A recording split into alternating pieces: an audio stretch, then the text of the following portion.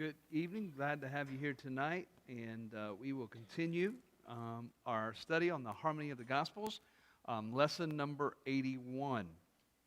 And so tonight we are going to take two pieces of Scripture, Matthew chapter 15, verses 21 through 28, and Mark chapter 7, verses 24 through 30. And so we start out seeing that Jesus from thence arose and departed into the coast of Tyre and Sidon, and entered into a house, who he had no man know it, but he could not be hid. Behold, a woman of Canaan was a Greek, a Syrophoenician by nation, whose young daughter had an unclean spirit, who came out of the same coast, heard of him, fell at his feet, and cried to him, saying, Have mercy on me, O Lord, thou son of David. My daughter is grievously vexed with a devil. She besought him that he would cast forth the devil out of her daughter. But he answered her not a word.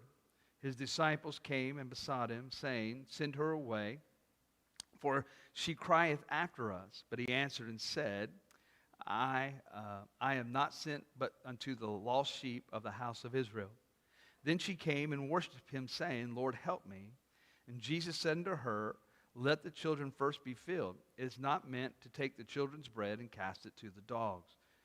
She answered and said to him, Truth, Lord, yet the dogs under the table eat of the children's crumbs, which fall from the master's table. Then Jesus answered and said unto her, O woman, great is thy faith. For this saying, Go thy way, the devil is gone out of thy daughter. Her daughter was made whole from that very hour. And when she came to her house, she found the devil gone out, and her daughter laid upon the bed. We want to start and just remember, going back just a little bit, that Jesus has already had encounters with both religious and ordinary people. And many times in both of those groups, he would take the time to heal them, or he would not only heal them, but he would teach them and maybe through certain statements or even through parables. Now, through all of this, the religious people, as usual, were upset with Jesus because, remember, the disciples did not wash their hands before eating. So, in their eyes, they had violated the ceremonial law and wanted Jesus to address this, and he did, but not in the way that they had imagined. You'll remember that Jesus informed them that it wasn't what went into the body, but what came out of the heart that defiled a man. So the disciples knew they had offended the religious men, but they also did not understood what took place that day as well. So when all of that encounter is over with, now we find Jesus on the move again. And he's going to remove himself from those people in that area, and he's going to go into a different direction, as we'll see tonight.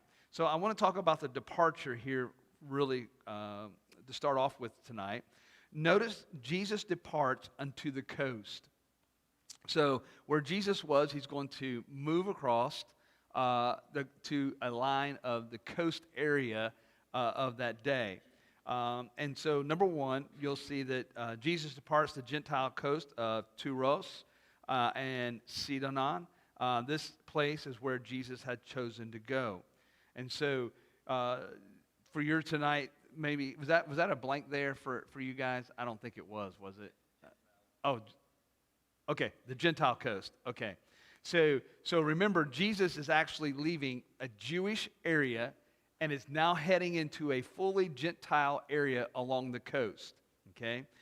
Your next blank. The reason for this particular place is for him and the disciples is to get away from the events that have taken place over a course of time. So not only was Jesus' encounter with the religious men and them not washing their hands to eat, but there was other things. We go all the way back to when he fed the 5,000.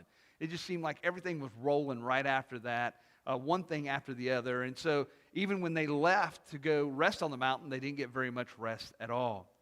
The next one, the Lord intended for them to hide there so that Jesus and the disciples could find rest as he drew closer and closer to the cross. Jesus knows that his destination is at Calvary, and so he's getting away, and he's hoping to hide in this area. Your next one, and it's going to be the same answer as well.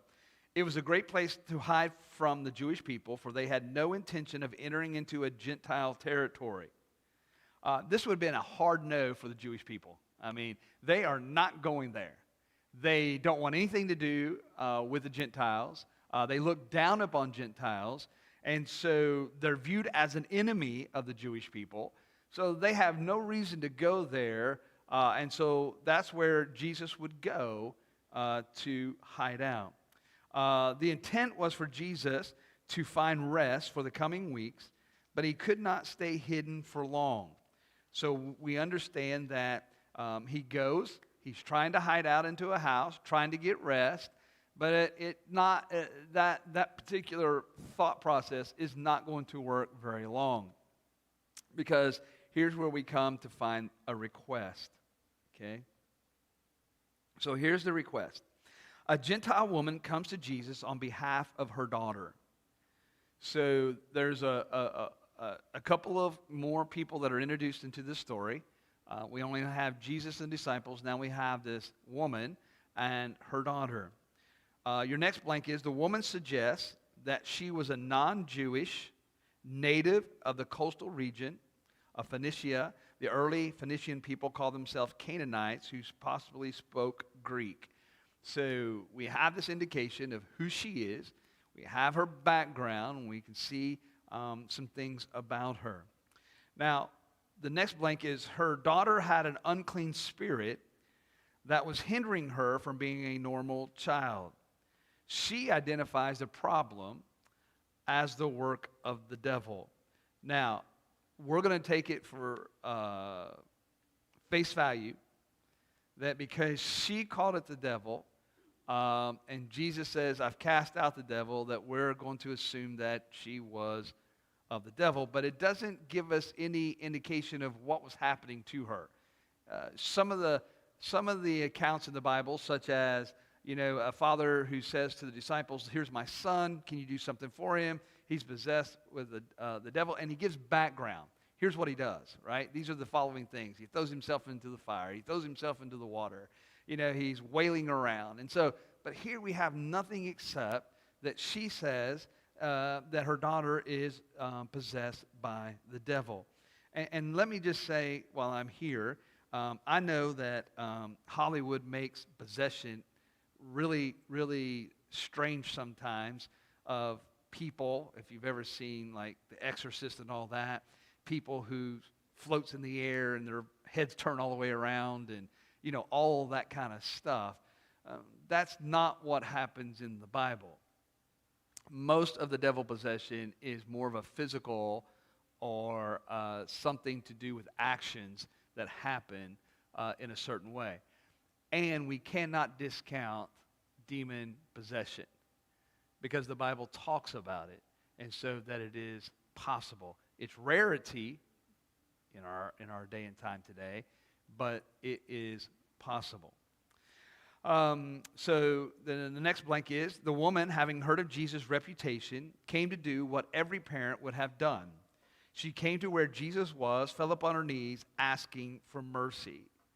Now, I am going to go out on a limb here, and I'm going to say tonight that if it were true for you, if you knew yourself that your son or daughter was going through something, and it doesn't matter what it is, some physical ailment, something happening in your life, I believe that not only you, but I would believe that every agnostic and every denier of Jesus Christ would fall up on their knees on behalf of their children. I just think that most people, if they had the opportunity to meet someone that could possibly heal their child, they would fall up on their knees and ask. Because it's more of a parental ideology that we want to do everything that we can to protect our children, especially those who can't do for themselves. And has there ever been a time in your life when you've seen your son or your daughter so sick that you wish you had the sickness rather than them, even though it's just the flu or whatever? And so this lady, she is going to do her very best to find something for her daughter through Jesus Christ. Now, notice how she does it, because it's very important. Like others who are in need in scriptures, she uses the phrase, "Have mercy on me, O Lord, thou Son of David." She uses the phrase, "Have mercy on me, O Lord, thou Son of David." Now remember, this woman is a Greek. This woman is one who's outside the realm of the Jewish nation. She doesn't even live in the Jewish part of town. She's on the outskirts of town. Your next blank is, it's likely she and others have heard this term from believing Jews who referred to Jesus as the Son of David. She knows of him, but she doesn't know him. What she knows of him is what she's heard. What has she heard? She has heard that he has been called the Son of David. Your next blank. She had also heard that Jesus was a miracle worker. And who better than to go to the one who has a reputation of delivering people with all kinds of physical needs and those who were possessed by a demon.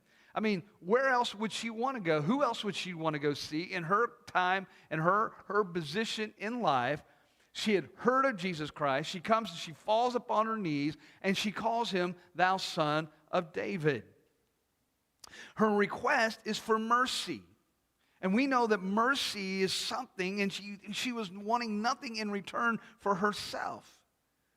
All she wanted to do was come to him and to find him and to ask mercy for her daughter. Now, her request was to be heard on the matter that was important to her. It may not have been necessary to anybody else. It may not have been necessary or important to her neighbors, to someone who lives down the street, but to her, it was important for her to get to where Jesus was and to fall upon her knees. Now, her request for someone else also shows us that she has much love for her daughter. That she has so much love that she wants her to recover from a demonic attack, right? She loves her daughter so much that she's willing to go to whatever end she needs, and here it's to Jesus, and she falls up on her knees and she asks mercy because she loves her daughter, right? So as we begin to look at this, here's your last blanks, and there's several of them here. The woman comes because she has heard of Jesus. That's why she came. She heard of Jesus. She's not only heard of him, but she heard that he was in town. That's a good thing, right? It's a good thing that she has heard about Jesus. She kneels before him. I would think that that's a good thing. She's coming. She kneels before the Lord. And that's more than some others have done. And that's good. She cries out to him. That's a good thing. In other words, she is taking all of her care and her anxiety and her love for her daughter, and she's crying out. She's begging, she's asking for the Lord to do something. It's a good thing. And when she cries out, she's asking for mercy. She's asking for something to happen for her daughter who may not deserve it, but she's asking for mercy, and that's a good thing. She's asking the right thing when she asks for mercy. And she calls him the Son of David. That's a good thing. She's referencing him to someone in the Old Testament as we come into the New Testament that we see is very important. She's identifying who he is, and that's a good thing. And she cried out for her daughter for relief of demonic possession. That's a good thing. She's not asking anything for herself. She wants everything to be done for her daughter. I mean, here is a woman who is coming and says, this is not about me. It's about someone else that I love. And she's crying out to the Lord. And you would think all of this is good things. But there's an issue. There's something happening here. Let's talk about the dismissal. Did Jesus think what the woman did to be considered good? What does he think? It's not what I think. It's not what you think. It's not what we read, what we think the woman thinks. You know, it's what Jesus thinks. And that's where everything is so turned upside down in our world, because our world in this postmodernism time is all about self, and so it's about what I think and about what I want and about what I think is true, but no one asks what Jesus thinks or what God thinks. So is this a good thing? Well, number one, Jesus responds with silence. I mean, think about this. How could this be? This is the man who helps people. This is the man who speaks and people are healed. This is the man who touches people and they're healed. This is the man who says, go away and you'll be healed. But we find out here, the one who can help her the most is silent. He doesn't say a word. So if you can imagine, here's this woman, she is literally crying. She's got tears in her eyes because her daughter is possessed by a devil. She's behaving a certain way, and she's weeping, and she's crying out, and she's asking for mercy, and Jesus is silent. Here is possibly a woman who's at her wit's end, worried about her daughter, perhaps being so ill that in her life is in jeopardy, and through her tears, through all of this, there is silence. Jesus doesn't say a word. That seems kind of odd, doesn't it? And because of the silence, the disciples took it as a sign that she needed to be dismissed from the Lord's presence. The Lord didn't say anything. When she says all of this, he just stands there and doesn't answer back. And it must have been a period of time, and I don't know how much time, but it must have been enough time that the disciples had noticed that Jesus was silent, and since he was not going to say anything, they say, Lord, it's time for her to go. But it also could be that while Jesus was in silence, this woman was crying out loud. She's begged the Lord. She's cried for mercy. She's still weeping, and she's probably still crying out, Lord, help me. And maybe she's just getting on their nerves. And they said, Lord, we need to dismiss this woman. She's crying out. We need to see her go. We'll remove her from your presence if that needs to be. Well, notice what begins to happen. Added to the silence, when Jesus does speak, it does not sound so positive. I mean, when he does begin to say something to the woman, if you listen to what he says, it doesn't sound like it's good news for her. Your next blank says this, the answer she received wasn't good, for the Lord is reminding her for the reason he came. And technically, it wasn't for her. Now, that may seem harsh, but he's just speaking the truth to her.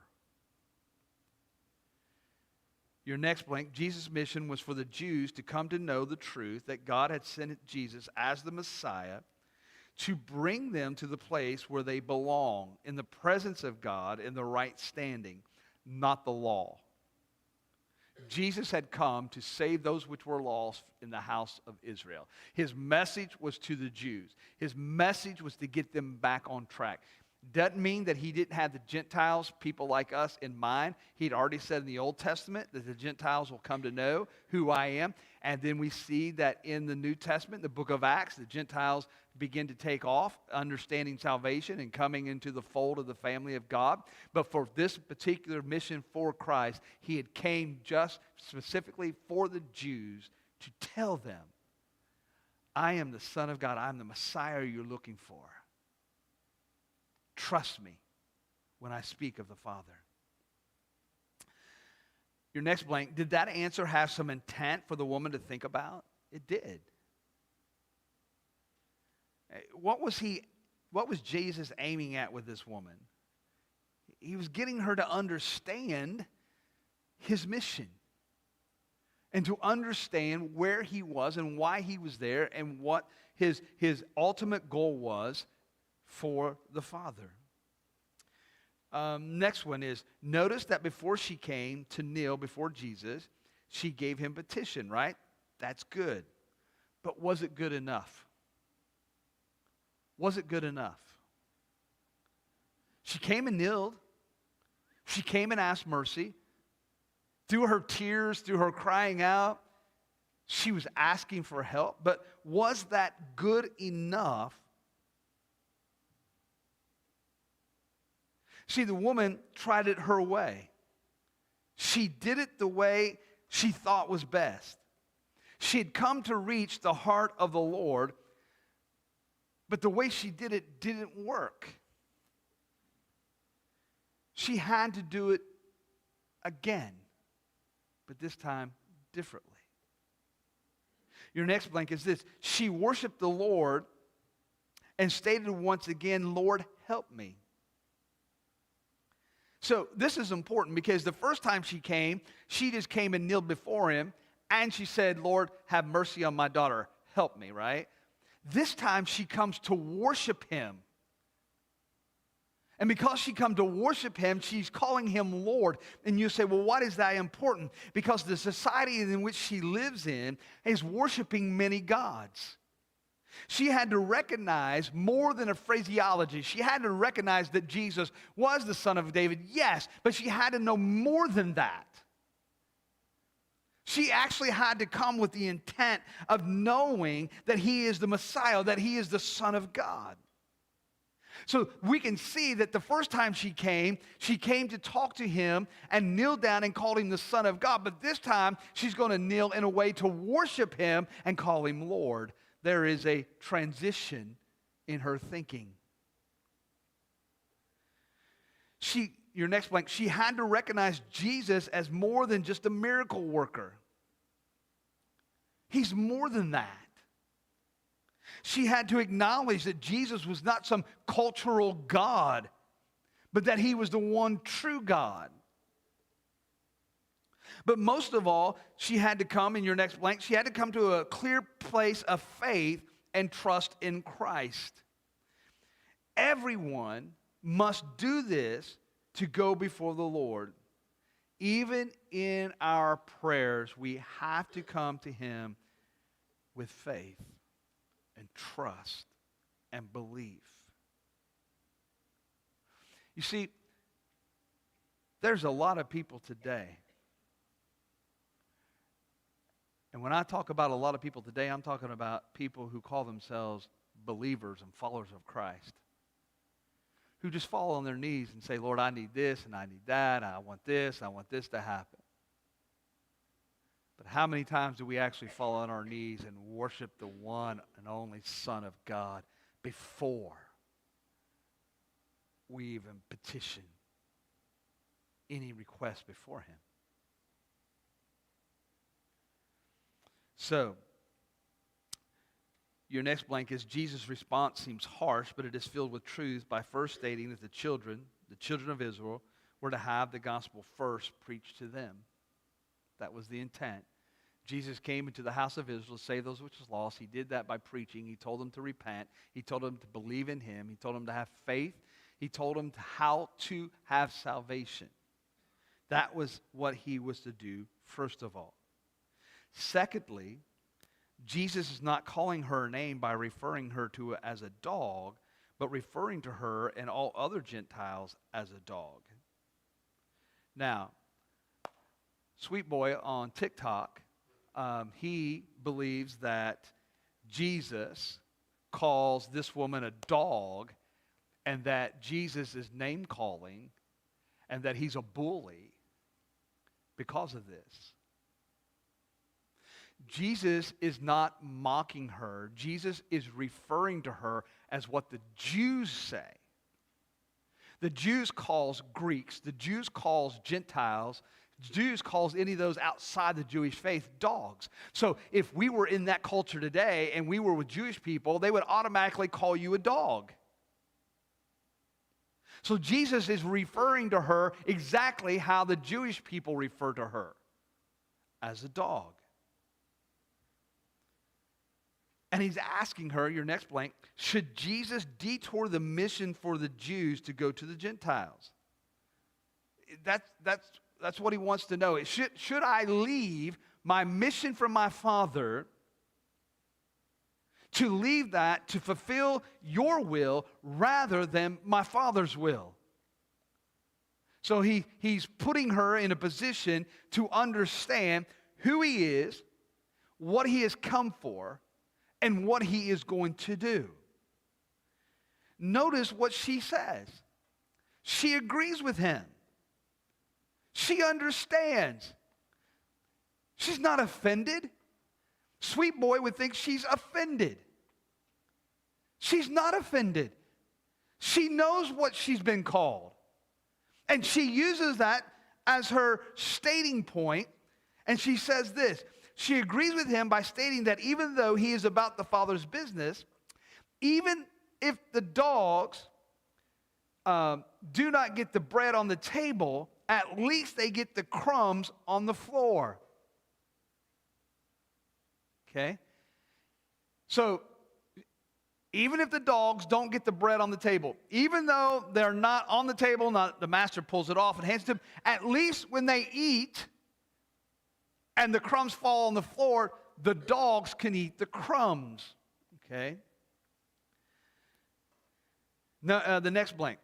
If I am only a dog, can I not at least have a portion of the dog's scraps? Even if you are on a mission for Israel,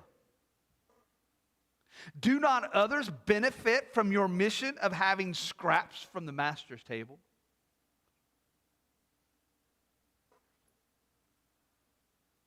Yea, Lord, I understand. I hear you clearly that you're stating that you've come for a mission and that this children is the children of Israel, and I am in reference to as a dog, and I understand that. But at least do we not get the crumbs off the master's table? Do we not get something? Notice how the Lord answers. He says, "O woman," meaning of endearment or respect. When Jesus said, "O woman," there is something that the Lord sees in this woman that he doesn't see in a lot of other people. It wasn't mocking her. It wasn't she done something wrong and he said, "Oh, woman." It was, "Oh, woman." She got it. You say, well, what did she get? He could see her faith coming into play, which is a very important part of understanding who Christ is. Her faith was so great because of whom she was placing it in. When she said, "At least does dogs not get the crumbs from the master's table?" what she's asking for is her faith to believe that even the master would not even take the crumbs away from the dogs from the floor. Your next blank is, because of her great faith, the Lord granted her request that when she got home, she found her daughter mentally and physically whole in bed with a new life from a departure of the demon. She came, she kneeled, right? Silence. She worshiped the Lord. She believed that even a dog like her could benefit from the crumbs that fell on the floor of the master's table. And he saw it as faith. He saw the woman who could look through all of that and say, I still believe that even the crumb from the master's table would benefit me. So what made up her faith? What about faith? Well, notice it was a desperate cry. Her faith came to fruition because it started with a desperate cry. She wanted mercy for her daughter. The second one is persistence. Even though she had asked the Lord to have mercy on her, and there was silence, she was persistent in staying. And her persistence paid off because the Lord didn't remove her, but He did speak to her, and she was persistent, even having her faith revealed. Worship. She had to learn the value quickly of what worship was. Our faith is a result of worship. When we pour our heart and our soul into the worshiping of our Lord Jesus Christ, when we come to Him in such a way where we come with the next blank humility, when we come as who we are and we're asking the Lord for these things in our life, it's after we have took a moment and worshiped Him in the way that He deserves. And I'm afraid that so many times we have gotten so used to the phraseology or the Baptist words that makes it sound so cool because we know all these little niche words that we need to say and all of that, but there's no heart and soul behind it. So we have to come with humility, and the last one is surrender. She had to surrender who she was and what she believed in order to have this proper faith before the Lord. And because of all of that, we can see that it led to faith that changed not only her life because she was there, but it changed her daughter's life. And I'm sure that because of what the Lord did with this young lady and changed her life and it changed her mother's life, I guarantee you in that community there was testimony going on. It would surprise me that if we could have peeked in way back when and saw this happening, that woman who was crying out with tears in her eyes because she thought that there was no hope for her daughter, that after all of this there was tears still in her eyes, but this time they're of joy. I bet if we could look down into that house, into that place in which they were staying, I guarantee you there was a lot of shouting and worshiping the Lord going on at that time. Because the Lord changed the circumstances of what was going on. So we see that because of this, that the Lord had made a very interesting stop in a non-Jewish place. A non-Jewish woman approached Him, had a request. Seemingly it was going to be denied. But because of what happened, her faith is revealed, and the Lord heals the daughter. For those who are watching online, thank you for so much, and we hope to see you on Sunday.